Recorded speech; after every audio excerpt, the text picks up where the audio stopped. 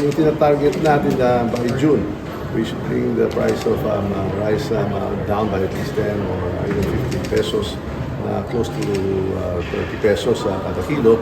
We will do this by having the NFA bring to the market affordable rice. Ito po ang bahagi natin ng mga amendments na pinapasasan natin at saka we urge our friends in the Senate na gawin nila dito urgent and we will ask them to coordinate with the Office of the President. The rice tarification law prohibited the NFA from selling rice directly.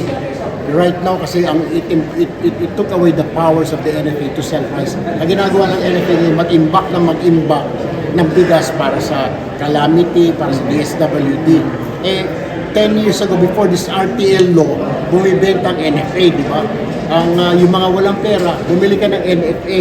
Ngayon, wala kang mabiling NFA kasi mga mahal nga, 56.50. Yun ang target ngayon. Kaya nga, pinapapasok ng speaker yung review ng RTL ngayon ng Committee on Agriculture and Congressman Enverga para mapababa. And at the same time, papakiusapan niya si Pangulo na bulungan din ng Senate para maging priority din nila na muling makapagbenta ang NFA ng bigas para ma-amend yung RTL law natin.